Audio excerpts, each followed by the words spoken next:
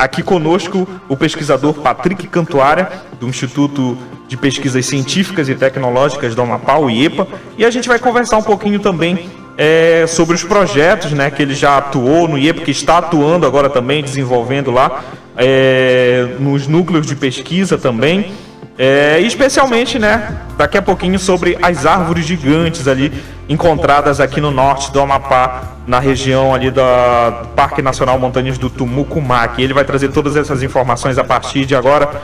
Pesquisador Patrick, seja muito bem-vindo novamente, né? O senhor que já esteve aqui, não recordo agora se ano passado, mas já esteve aqui conosco em outro momento na Hora da Ciência. Bom dia. Bom dia a todos, é sempre uma satisfação estar presente aqui no programa de vocês, né? E em relação às atividades que nós desenvolvemos, o Instituto de Pesquisas Científicas e Tecnológicas do Estado do Amapá, IEPA, ele mantém, né, dentro da sua institucionalização, o Herbário Amapaense, que é a coleção de plantas, né, oficial do Estado do Amapá. Esse herbário ele foi fundado em 1978, né, por iniciativa do biólogo Benedito Vitor Rabelo, né, que já foi presidente da nossa instituição. E de lá para cá, o herbário ele alberga amostras, né, da coleção da biodiversidade da flora do Amapá. Um herbário, seja onde ele se encontre, ele tem uma função primordial dentro das pesquisas botânicas. Por quê? Porque o herbário ele que salvaguarda as amostras do patrimônio genético de plantas de um determinado local. E no caso do Amapá, como nós temos somente um herbário credenciado junto ao Index Herbariorum, que é a instituição internacional responsável, né, pelo gerenciamento dessas informações de herbários no mundo. E aí, quando o herbário, a importância dele é o seguinte: quando novas espécies são encontradas em um determinado local, essas espécies elas só passam a ter nome aceito para a ciência se essas espécies estiverem depositadas em herbários devidamente credenciados. E no caso do Amapá, o herbário do IEPA, o AMAB, né, ele tem essa prerrogativa. Então, lógico, essa é uma das funções primordiais, mas a gente tem a principal função, que é salvaguardar os dados, né, das amostras do patrimônio genético de plantas do Amapá, para servir para base de estudos para as mais áreas diversas que existem, né, seja engenharia florestal, biologia, farmácia, enfim. Ao longo dessas pesquisas, vocês já catalogaram espécies únicas aqui no Amapá? Sim. Eu recentemente já publiquei em torno de 7 espécies novas para o Amapá. Lógico, dentro do grupo que eu trabalho, que são orquídeas, né, que é o principal foco que eu desenvolvo, mas como o Estado ele tem uma carência muito grande de taxonomistas, né, que é o profissional responsável pela identificação, descrição, né, de espécies para um determinado local, a gente sempre dá suporte em outras áreas. Por exemplo, cada botânico ele é especialista em algum grupo de plantas, geralmente são famílias. E aí, no caso seu, as orquídeas. A família das orquídeas, a família orquidácea, mas por conta da ausência de taxonomistas no Amapá, a gente acaba dando suporte em outros grupos. Porque assim, o profissional hoje que trabalha com taxonomia, ele demora um tempo muito grande para ser formado e ele está apto a desempenhar várias atividades. E aí esse tempo ele não é inferior a 10 anos de formação, né, com mestrado, doutorado, experiência de campo, reconhecimento das espécies. Então, isso exige um nível de treinamento muito grande. Então, como nós temos poucos especialistas no Amapá, eu acabo dando suporte em outras áreas por conta dessa necessidade. E é uma boa necessidade, né, tendo em vista que a gente tem uma boa área aí de preservação, além de conservação também, algumas áreas, né, mas a gente tem, por exemplo, o maior parque nacional. Eu até costumo falar que é uma dualidade muito grande, né, porque o Amapá detém as maiores áreas, né, conservadas do Brasil, né, se a gente for levar em consideração o tamanho do território dos estados, o Amapá tem mais de 70% do seu território convertido em unidades de conservação. Mas quando a gente compara isso com o nível de conhecimento sobre as plantas, é o estado que menor detém informação sobre elas.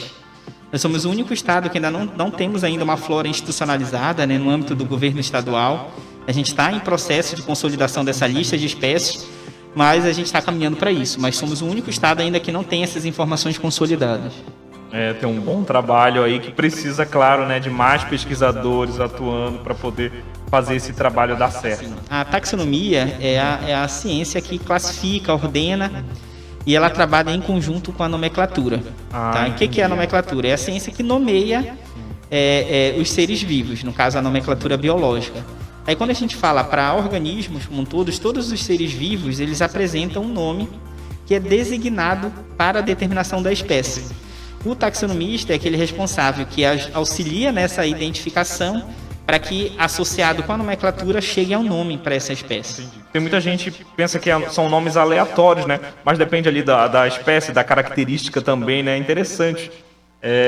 Inclusive no trabalho de campo também, acompanhando alguns, né? Eu fui aprendendo algumas coisas também, né? Não são nomes assim do nada, né? Eles vêm de uma ordem ali. Isso, exatamente. Hoje existem 7 códigos internacionais de nomenclatura que são responsáveis, né, por gerenciar o nome de todos os grupos de organismos, né? Seja vírus, bactérias, fungos, algas, plantas, animais.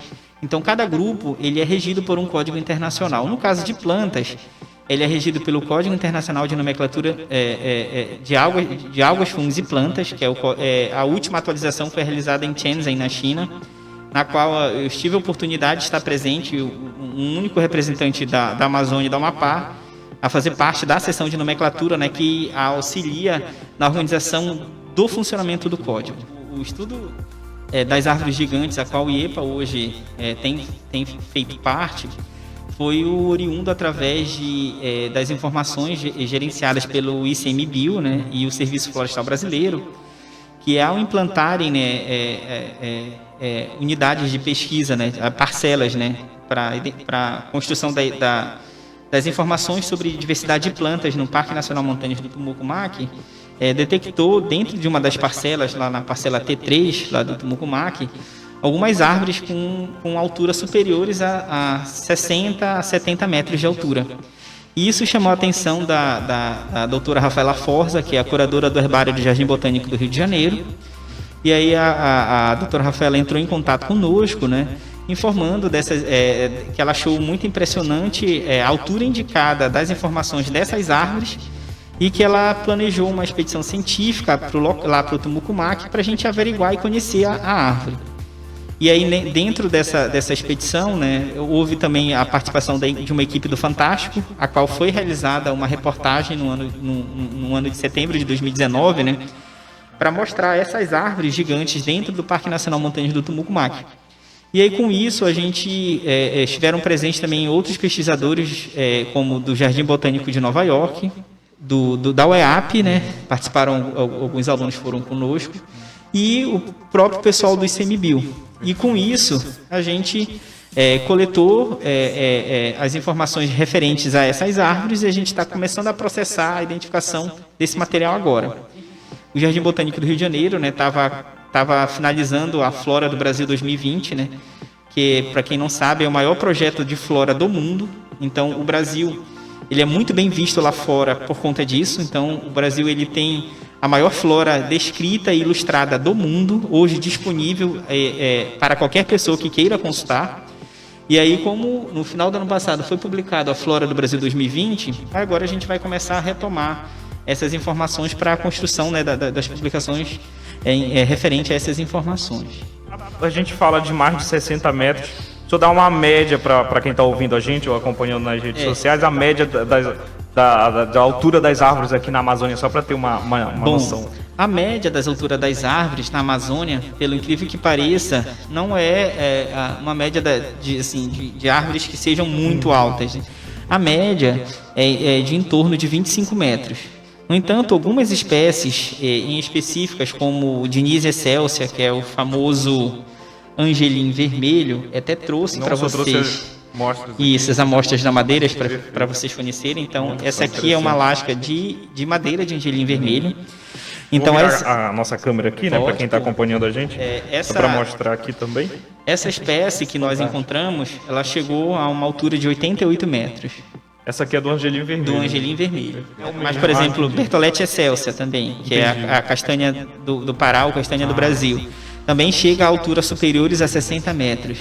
Então, algumas árvores extrapolam essa média, né, de altura de dossel para cá, para o Amapá, só que até então nenhuma dessas informações tinham sido divulgadas ou tinham sido publicadas.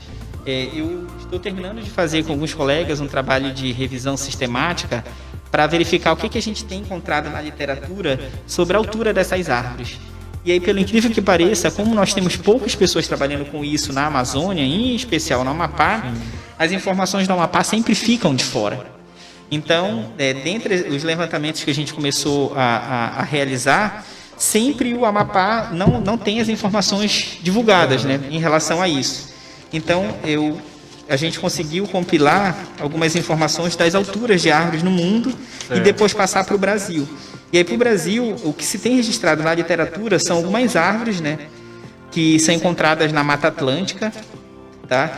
E são essas alturas, em torno de 45 a 50 metros de altura. 40 a 50. Só que com essas informações, tanto das informações da equipe que foi conduzida pelo IFAP, pela UEAP, pela CETEC também no qual estiveram presentes. A expedição para o sul, né? Isso, para o sul do Amapá, mais a nossa outra expedição para o Parque Nacional Montanha do Tumucumaque, isso gera informações importantíssimas. Por quê? Até então não tinha sido detectado no Brasil árvores superiores a 80 metros de altura. Nem a 70 metros de altura não tinha informações. Então isso é um achado muito importante. Tinha um angelim em que a copa principal dele tinha quebrado e o galho estava no chão. Só o galho tinha em torno de 25 metros. E aí com esse galho que estava caído no chão, ele conseguiu avaliar a média da idade da árvore. E ela é em torno de 500 anos. Então, isso é uma informação muito importante, a qual ele precisou para avaliar a idade dessa árvore.